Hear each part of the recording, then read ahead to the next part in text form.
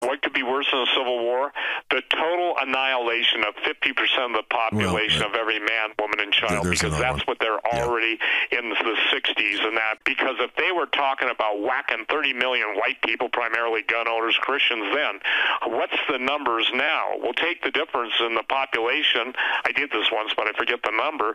The population of the United States in 1964 through 68, and then take the population, take the percentage and see. And I think we came up with, it pretty much was, something like 25 to 30% of the population. Well, that links and syncs up with the red list, the blue list, and the green list, you know? And I've seen red, blue, and yellow. It was never yellow. It was red list, blue list, and green list. Basically, the red lists are people to be terminated in the first 30 to 60 days, people that were gun owners, Christians. Blue lists were the cops and law enforcement and military that would be allowed to live to take care of the red list, and when they're done, they get whacked. And they get whacked, by the way, by the foreign militaries they're training with that are already positioned in this country. And then the green lists get to be the drones. They get to be the serfs. They get to serve their masters because they never stood for anything and will take orders against everything that everybody else ever believed. In essence, they would be the traitors. And there it is. And you've been saying that for a long time. I mean, it's pretty clear now. I think more people, you know, thankfully, I think more people are awake now. Not enough by any stretch of the imagination, but what you've done, what Infowars has done, and I'd like to think what we've done in some small part is to wake a segment of the population up to what we're going through right now. Absolutely, Doug. You know, one man plants, another waters, and, you know, another fertilizes. And the thing is that it's like a garden, you know. God likens ancient Israel to a vineyard, you know. And he said, what more could I have done for you? And so the point being is that here's the thing. We need to basically recognize this is total information war. Words are containers. They are redefining our words. They are changing our speech, you know. That's exactly what Orwell said they would do. That's exactly what an Atlas Shrugged was being done. You know, I mean, I got to tell you something. Atlas is shrugging, but maybe it ought to be, you know, Atlas needs to be vomiting or something to get people's attention, because nothing gets people's attention. You know this. I'm sorry to be gross, but when someone starts to hurl, everybody has an immediate response, don't they? Believe me, I've seen that happen. And Steve, sympathetic.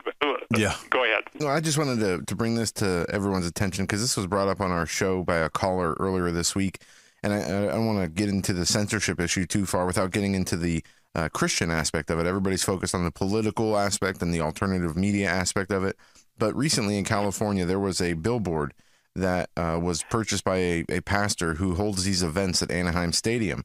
And all the billboard showed was him holding a Bible, which did not say Bible. And the rest of the logo said Social Harvest, Greg Laurie, and it gave the dates. Anyways, after numerous complaints, they removed the billboard because they said that it was offensive to some people. But this article from from CBN News, the growing intolerance towards God and Christianity, why Bible billboards were blocked. But this goes to a further story in California where under this law that bans any type of gender therapy to try to tell, you know, a boy who is a boy that he's not a girl is banned. And any literature promoting that is also banned, which would include the Bible. How much of the censorship do you believe is for the purpose of suppressing Christian and biblical texts versus what we see right now, you know, the alternative media and this debate political that we have now? Yeah. Well, you know, you can sum it up this way too. Free speech is what we say, not what you say. Good point. Yeah, and yeah, that's and there it is. free to say what we want to say. You are not free to say what you want to say. And if you continue saying what you want to say, we're going to kill you. Again, ladies and gentlemen, why is it that the people hide themselves behind their masks, the Antifa people? Well, it's simple, because they don't want to be known who they are, because they don't want to pay the price.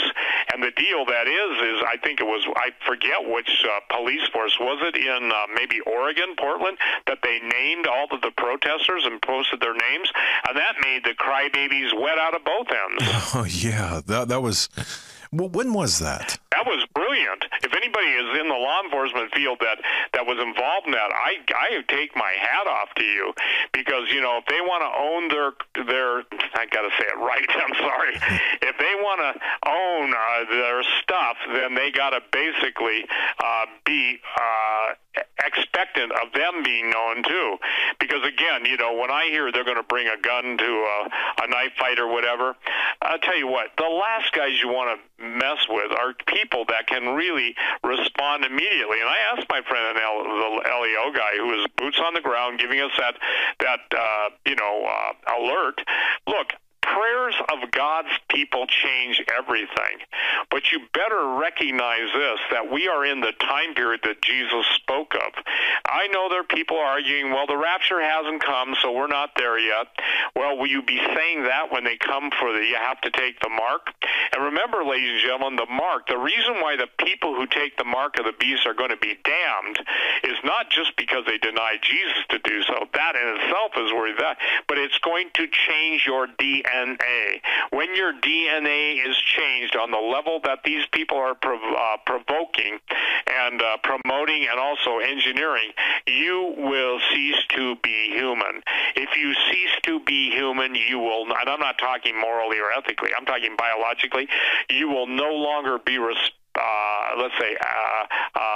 what's the word? You'll no longer can avail yourself of the salvation where Jesus died for the human race. He didn't die for the angels that sinned. He didn't die for anything else. He died for those that were created in God's image and likeness, who fell into the power of sin. It's a power. It's not an act. The power provokes and promotes the act, and who only through his precious blood can we be redeemed. These people want to suck the lifeblood out of our youth, literally. They want to rape our children, literally. They want to sacrifice them on the altar. And so can I say something? And I won't use a word, but all the other arguments pale in comparison to that horror being promulgated on the heritage of the Lord. Children are the heritage of the Lord. They're attacking God's image and likeness. They're eating it up. They're devouring it. They're drinking the blood. They're raping the innocents. They're stealing the innocents. And all that stuff. And it's not who isn't. Forgive me. It is who is in Hollywood. And God bless everybody who works in the film business that's a Christian, that's a believer, that stands against this stuff. And may God literally, unto their sin, let their judgment be. I want to say God bless you to everyone, and not that you were so kind to let me come on and rant and rave, but the deal is, ladies and gentlemen, my rantings and ravings will cease. My ability to post on the internet will cease. My ability to be any more light in a very dark world will cease. My critics and my mockers and the scorners and the character assassinations and the liars, your ability to even be heard will cease, because they won't allow any mention of us. So I would encourage all of you, and especially those of you, and I'm speaking to a specific individual that has a ministry on talk radio